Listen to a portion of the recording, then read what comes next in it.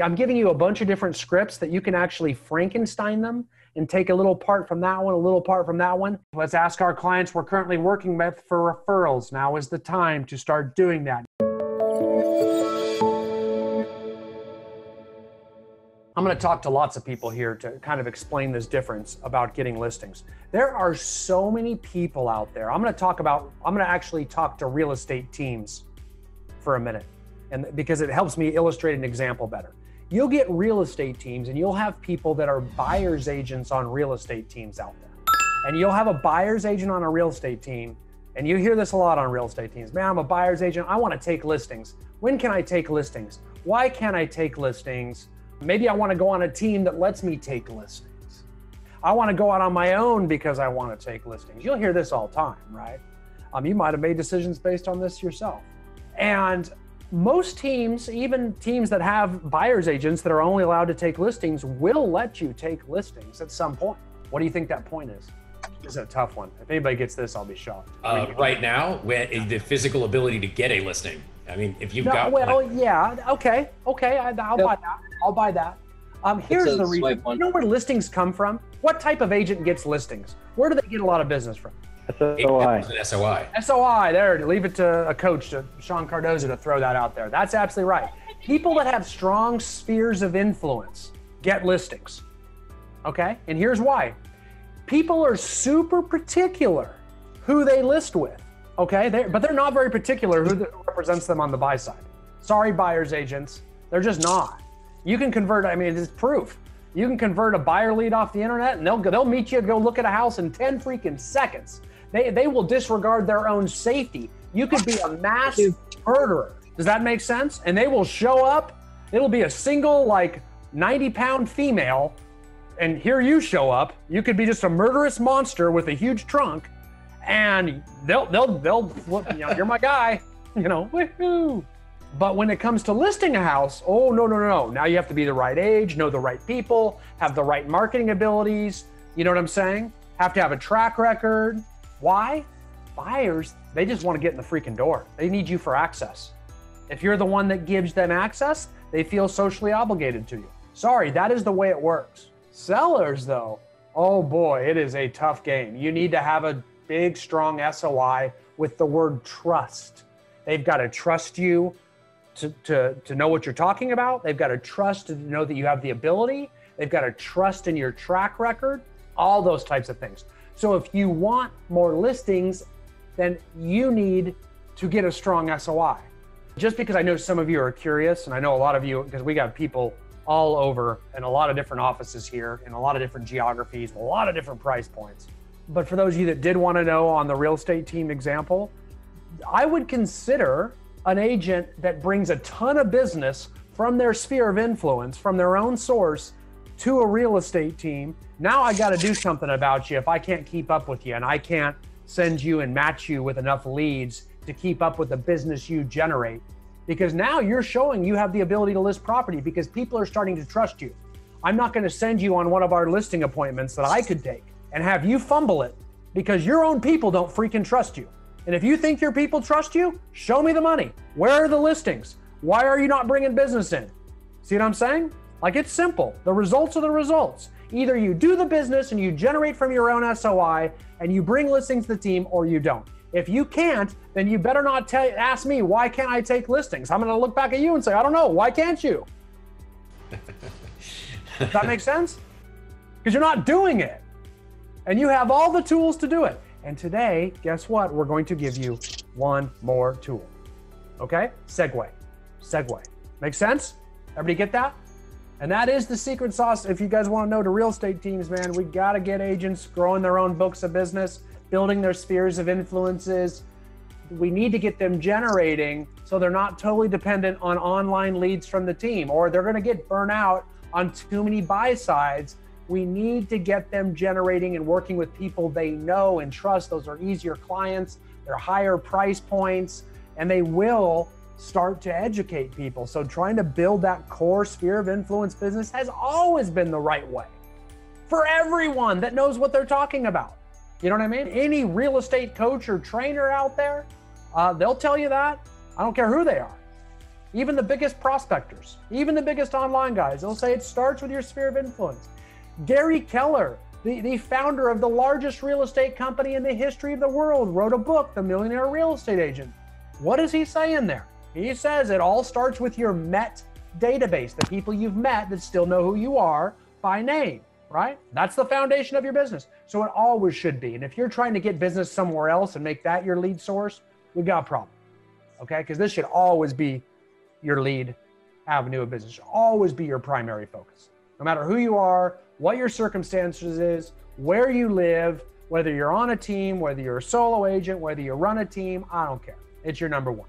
And if you're getting tired of me harping on that, well, sorry, I'm going to keep harping on that because I believe it's that important. So what I'm going to say, so I do want to talk about today is how we're going to get listings from our current and past clients. So how are we going, and some of the scripts we're going to use to do it. I know you guys love scripts, right? And I'll give you some of those, right? So we're going to talk about how to get listings from our current and past clients and the scripts to get those listings. And that to me is probably the most important thing that we can be doing, because I'm going to start with our current clients, right? That means during the transaction process, okay? So maybe we just start meeting them and we go on the listing appointment. That might start it. That might start the process. So they would qualify as a current client. And so we start working with them there. Maybe it's a buyer client that we start working with when they start wanting for us to show them homes, or we have our initial buyer consultation. So that it's getting used to training our clients during the transaction. So whether it starts with the listing consultation or the buyer consultation, it's going to last all the way through to closing, right? And for some of you that provide terrible customer service, your relationship ends at closing, right? And the reason it ends at closing, and it's most of you, I'm telling you, look around. It's like Hollywood squares. Look at the square next to you. Look at the square, look below you. Most of you have crappy customer service because the minute you take your commission check, you tell yourself that you don't want to bother those people anymore. You don't like it when people call you on the phone and ask for business, so you're not going to call them anymore. So effectively, what you've done is taken the money and totally ran away from your client, and will provide them no more help with real estate services going forward because you think you're bothering. Make sense? Which is great for the few people on there that generate a lot of business from their sphere of influence. The people that want listings. Am I being too negative? Albert, am I being too negative? I don't think I'm being too negative. I don't think anybody would disagree with you, though. Okay, yeah, fair enough. I just have a general cynical tone sometimes. Okay, so the... It's truth. Yeah, true. So, okay. So... Not your cynical tone, what you're saying. Okay, thank you. Better yet. I was... I took it the other way. So anyway, so during that process, believe it or not, of all the times people receive business referrals, and when we talk about doing a business by referral, we're talking about working with a sphere of influence or an SOI. That means they are either going to use us or the people in our SOI are going to refer us to somebody else, okay, that they know.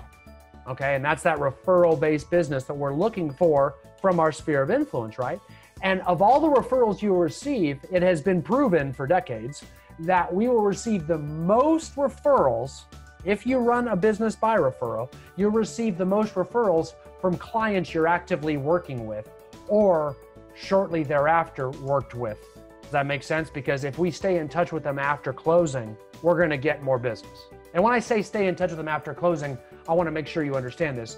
That means 30 days after close, we're calling them to make sure everything's okay with the house, to let them know that if anything goes wrong with that house, to reach out to you because your customer service does not stop at closing.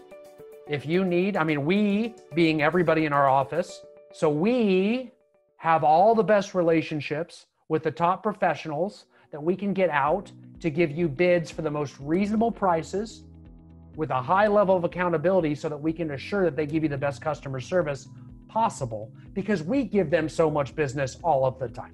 Make sense?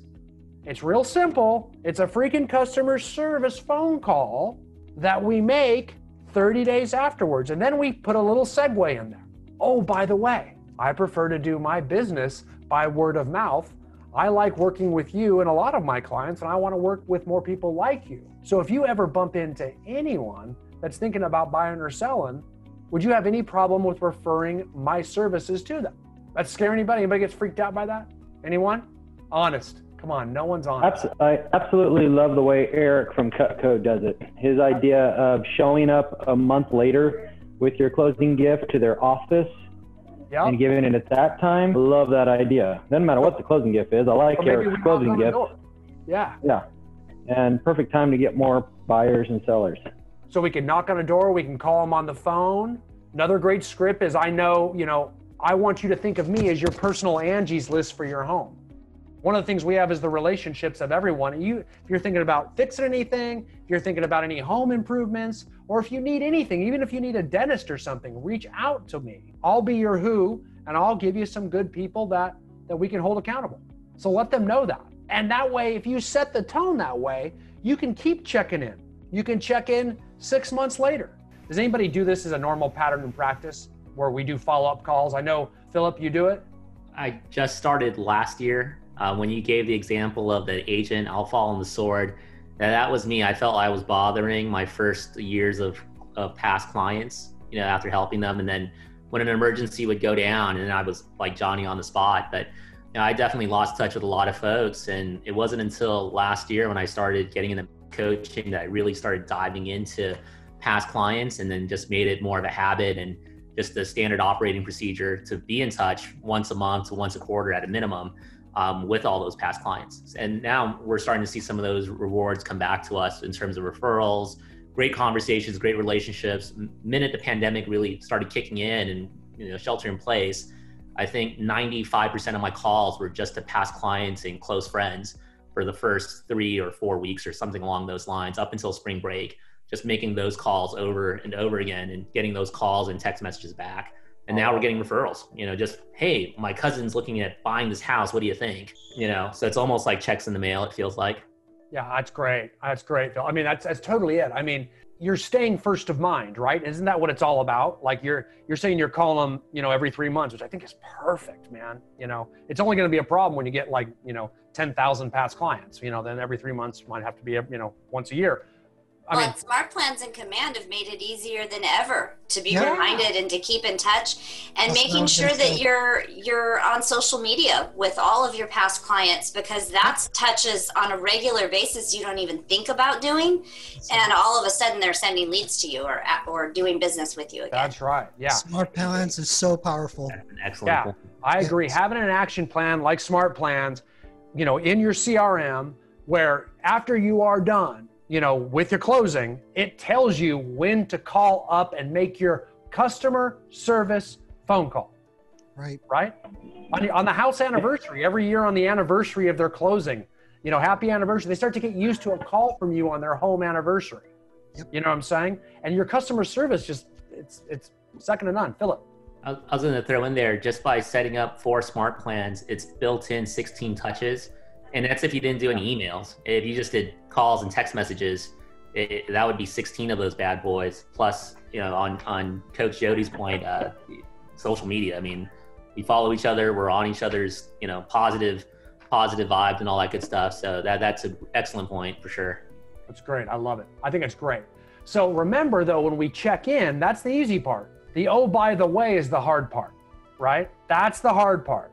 We have got to train these people that you do your business by word of mouth, by referral. And that should be easy. Saying that, I mean, everybody likes to say that, right? Like I try to work with people I know and who they know. So if you ever bump into anybody, please refer them to me. If you can just get that little bit that's the sharp part of the teeth right there. If you can just get comfortable with that little last bit, it's wide open for you. You got to learn to ask for business. Okay? You got to learn to ask for business. So that's, and that's the idea behind it. That direct ask is what needs to happen. And it's so easy to tag that on to the end of a customer service phone call where you reached out and none of your clients have ever received a customer service follow-up phone call from another agent before. That's how rare that happens. They will be totally impressed that you're checking in on the house, making sure they don't need any help with anything, making sure they don't need, a recommendation for a contractor for an improvement they want to do on it, or if they need any help whatsoever. They're just not used to getting that from the realtor. they will be impressed for you, and you will stay first of mind when they bump into someone or know about someone that needs to buy or sell a house, right? Super, super important. And I want to circle back to one part about this, because we talked about this. We're trying to get listings from people during the transaction process. And I said the transaction process typically starts around the listing consultation, the buyer consultation, runs all the way through closing into follow-up. So we kind of got the cart in front of the horse, and we were talking about the follow-up first, which is fine, okay? You can see my cursor in here in yellow. And this is a past client follow-up script for 30, 90, 180 days after closing. Real simple. It's, hi, Debbie. It's Annie Agent with ABC Real Estate. I'm just calling to check in with you to see how you're doing in your new home. They'll say something. How has your new home been treating you? I remember some things that you wanted to change. What have you done to it so far? That kind of stuff. Great. What work or improvements are you planning in the future? So we're digging into those questions that I told you about. If they don't have anything, we can just get into our, great, I'm glad our preferred vendor list was of help to you when you did that remodeling. Well, don't forget that vendor list. And if you come across a great provider that is not on my list, would you please call me with their name and number? So we're trying to grow the vendor list, trying to ask for who they know, and remind them that you are their resource for who's, right? You are the keeper of the who's. If they need a who to do something, they come to you, the realtor, right? You see, we want you to think of us as your total home resource. You can save yourself time and frustration by letting us refer you to a tested and trusted company for any home ownership needs that may come up. Would that benefit you, right? Great. As you know, most of my business comes by word of mouth from my clients. So with that said, do you happen to know anyone else looking to move in the near future? And that's even more teeth, right? I'm asking, do they know anybody right now? Okay. Now, again, I don't mind you riffing off my script. I mean, we can put a softer tail on the end. Like, would you have any problem referring me in the future? Would you mind letting me know if you know someone that's looking to buy or sell if you bump into them in the future? Things like that can soften it a little bit. But the point of the matter is, we got a call with that customer service, then we segue into asking for a business and asking for that referral, okay? Now, that won't be hard. We started with the cart before the horse, right? So we started way, way back with follow-up, right? We started way, way back with follow-up. Let's talk about what that looks like, though, earlier on in the process. So earlier on in the process, I'm gonna discuss, let's start way out at that buyer and seller consultation, okay? The reason that we are trying so hard to ask for referrals from our existing clients that we're currently working with or shortly thereafter is because that is when most human beings have a heightened awareness of other people looking to buy or sell. Okay, and this is a old sales concept. And when it's taught, usually people refer to the auto industry, right? So think about it. When you're in the market to buy a new car, that is the one time when you're driving on the road that you are freaking checking out every car, right? You're looking at anything that looks remotely close to what you're looking for. And then you're also trying to look at the make and model of that car because you want to know what it is. I mean, but then the minute you get a new car, you don't even look at cars anymore. You're cool. But when you're in the market, you're freaking looking at everything on the road. You're trying to see how it looks, the different colors, everything. Because when you're in the market, you have a heightened awareness for it. Now, the way that translates to real estate is this. When someone is looking to buy a home and is buying a home while you're working with them, guess what? Everyone they're talking to, not everyone they're talking to, the people they're talking to are the people that are in the same boat, right? So back in the days when we had social gatherings, those people would gather together because, oh, you're looking at that school district. We're looking at this school district. Well, we're thinking here. Well, here's why we're thinking here. And we're using this agent. Well, we're using this agent. People are going to talk about things they have in common. So if someone is looking to buy a home in a certain area, they're going to talk to other people that are looking to buy a home, or people, they're going to know when their friends are thinking about it. because they have a heightened awareness, just like the automobile, of people that have a similar need right now. So they will most likely refer you, and it's the time they know you the best. Because we're always trying to, like Jody said earlier, gain mind share by staying first of mind with everyone in our sphere of influence. Well, when you're working with people in your sphere of influence, you have total mind share. That's the one time when they call you, you call them, they pick up because you're working with them right? They have a heightened awareness of you, and they have a heightened awareness of other people that are thinking about buying and selling. So you have the highest likelihood from both angles that they're going to refer you to those people. All you have to do is activate them. And the way you activate them is you tell them that's what you freaking want them to do. You know? So those words gotta come out of your mouth, that's how you do business. And here's what you do. Once they get your permission to do that, they're gonna go to work for you. Why? Because they have a current relationship with you. And anytime you have a current relationship with another human being that you don't totally despise, you go into what all humans do, which is people-pleasing mode. That's why we were put on this earth, to run around and please people. And as agents, we have to refrain from a lot of that because due to people-pleasing, we typically make excuses why we can't do a lot of things we need to do for ourselves. However, in this case, I want you to indulge your inner people-pleasing characteristic. And I want you to run with it and let it go free so that we tell people, hey, here's how you can help me. So why not in a listing consultation when you first meet someone, or a buyer consultation when you first meet a buyer, we explain to them, by the way, the majority of my business comes by word of mouth from past clients. It's how I prefer to run my business. So if you know anyone that is looking to buy or sell a home this year, would you mind referring them to me? Okay, so there's that script for you right there. Okay, so that could be asked in a listing presentation. That could be asked in a buyer consultation. Then what we want to do is continuously remind them, and this is what I call asking for a referral, throughout the working relationship. Okay, and typically, because we have to keep reminding them, they need to remember, they need to be asked at least 3 or 4 times, right? So now imagine you have an open house. House is still not sold yet. It's a world where houses don't sell. And it's also a world where you're allowed to have open houses. It's like the moon. And when that happens, you might give them a call and say, hey guy, I just want to report back to you on our marketing activity. We held an open house. We had 25 people through that open house this weekend. Quite frankly, that's a record for us this year. That's a ton of people. We had a lot of interest. That's a very, very good sign. Don't have any offers yet, but we did have some interested people. We even had some agents through. See how I just called them with good news? It's when I call them with good news that I say, oh, by the way, as we talked about, I got to remind you, I want to work with more clients like you guys. And I find that people are looking to move are the ones that are in this, know a lot of people in the same position as them. Sorry, I'm trying to read the side. How would you feel about referring my services to them if you were to bump into them in the future? And you're going to get another yes from them, okay? But we always want to find instances where we have good news to report.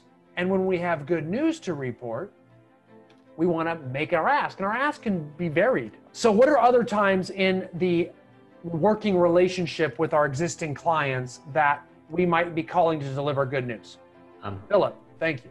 Kind of kicking myself because like every churn, we can churn something into good news.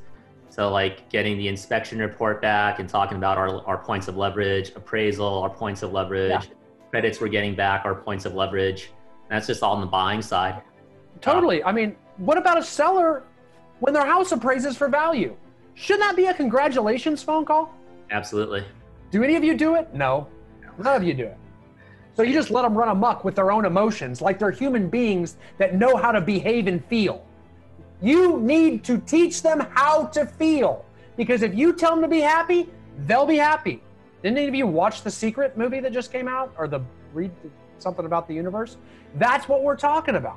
If you tell them to be happy, they'll be happy. So if you want your clients to be happy and have a good experience working with you, just tell them to be happy and they will be happy. But if you don't tell them anything, then they're worried about social distancing and distance learning and all the stresses of the coronavirus. But if you tell them, hey, congratulations, your house appraised, and that's a big deal right now.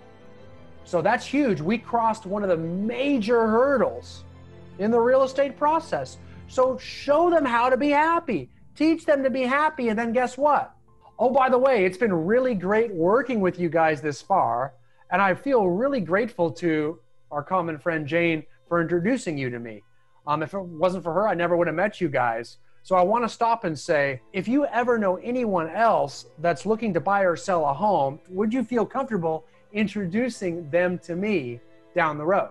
Okay, another script, another ask during our working relationship. Okay, so you guys can find the scripts you want to use and you can tweak them. And look, Hal put in there, you can do it after the offer came in, after the inspection, after the appraisal, after the termite, after we get repairs negotiated, after we get the offer accepted, after closing. Those are all opportunities to tell them how to feel, to deliver good news, and to make people feel good. So you're actually telling them that, hey, it's a great working relationship. You had a good experience with me. That's what you're doing here. You're telling them to be happy consistently throughout the process, giving them reasons to celebrate, putting things in the proper perspective, and giving them a positive context from which to look at their situation from. You're spreading pixie dust all over the place, spreading happiness and getting people to feel happy. There's nothing wrong with this. And if you think that other people would enjoy your happiness that you love to spread, then you ask them and tell them this is how you do your business. So let's ensure that down the road, they'd feel comfortable referring our services, because that's how I do my business. Make sense? So we continue to ask over and over and over again, okay? We continue to ask. And what's funny is when you guys get lots of different transactions going, it's hard because some of you are probably thinking, man, I could have done this last week when that house came in for an appraisal, right? Or you miss the opportunities because you actually have more than one client. So you have more than one transaction going on at once. So because of that, we're missing all these wonderful opportunities. And that will happen as you get busier and busier and more successful. It's important we never miss. We should try to get anywhere from 3 to 8, in my opinion, asks in that first year. Now, a lot of those are going to come at closing, 30 days after close, 6 months after close, and on their home anniversary day. But we need to get at least 3 or 4 of them during, I'd set the tone at the buyer consult, so that tone is set early on in case they bump into someone that's looking to buy or sell early on. I do it definitely after we get offers accepted and we go under contract. No doubt I'm asking there. I would definitely do it after the home appraises and inspections and a closing, and then after close, like we've said. You cannot miss these opportunities. So to avoid missing those opportunities, oh, by the way, if you want to be really simple, here's my favorite one. People all say, what's your favorite script for asking? Here it comes. Who else do you know that needs to move right now? That just seems the most natural to me. I'm a direct dude though. So that just seems easy to get. It's not a mouthful. By the way, who else do you know that needs to move right now? They will get that and they will see how confident you are as a human, as a business person, and they will love that. Who do you know that I should know? That's another version of it. Here's another one. You are so great to work with, and I find that people typically hang around similar people. I would love to work with more people like you. So do you know anyone looking to move in the near future? So here is the last one that I'm gonna give you right now. Because you're in the process of moving right now, you will overhear a lot of conversations from different people looking to move when you are out and about. When you do, would you mind giving them my phone number and ask them to call me?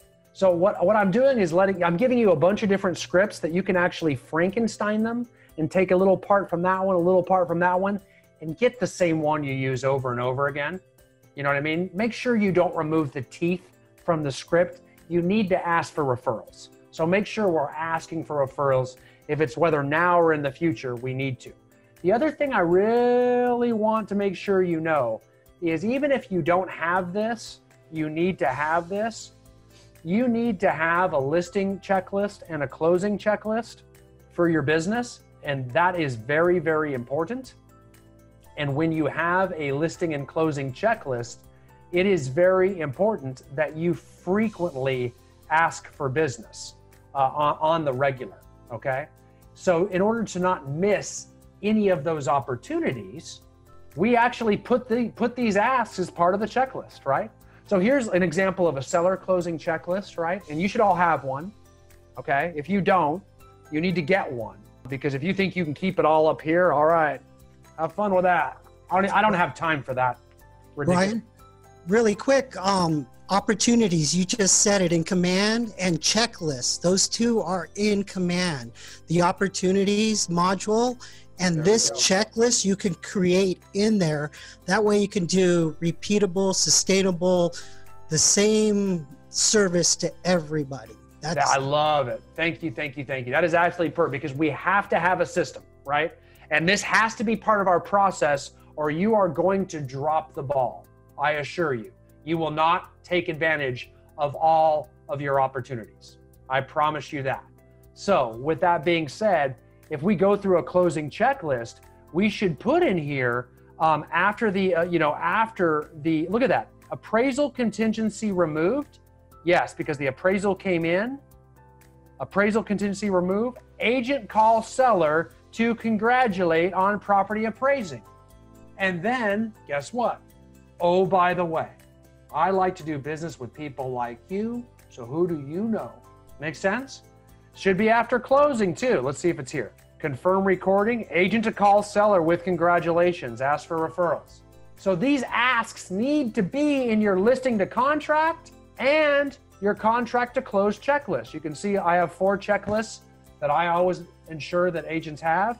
They have a pre-listing checklist, so what we do to get ready for a listing to contract checklist, which is, what we do from the minute we list the property until we get it up and active on MLS. And you guys have all of this, any CRM, Command's gonna have this, right? So we gotta be able to put this in there and make sure we remind ourselves to always call, congratulate.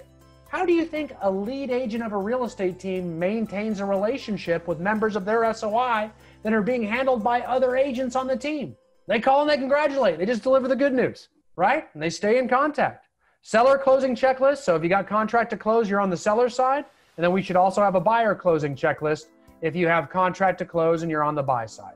We should have all those filled out in your CRM, or if you're like me and you love spreadsheets because you're always tweaking them, do it that way too. It's up to you. Either way, it needs to be a system. Either way, you need to have congratulations after good news in there, and we have to always end that by asking for the referral because you have the highest likelihood of receiving referrals while you're working with these clients. Brian, before Command, I used to use a Trello board. I'm not sure. Yeah, Trello's good. Sure, yeah. Yeah, Trello's it's more of a freestyle platform, spelled Trello. And that's great. I mean, I think Trello is that's great for checklists, but I think Trello is more for like workflows. You're just like vomiting workflows up on a whiteboard and you can kind of freestyle create new projects and stuff. I think that's probably its highest and best use, but darn right for checklists. Yeah, absolutely. Cheap as all get out too. That's a great one. Yeah, I like it. Trello.com, Trello.com if you're looking for workflows or processes. And then once you get your workflow together and created, then I'd throw it into Command or your CRM or whatever. Guys, thank you. Thank you for staying with me. Let's ask our clients we're currently working with for referrals. Now is the time to start doing that and make sure we update our checklists and our processes so we do not miss opportunities to do that. It is something that we must do. This is a non-negotiable, okay? So this has to be done. If we're not doing it, you're about to get a lot more business than you're used to. All right, guys, thanks again. We'll talk to you same time next week, same place. See you guys later. Thanks, Brian. Hey, thanks, Brian. Back, guys. Thank you.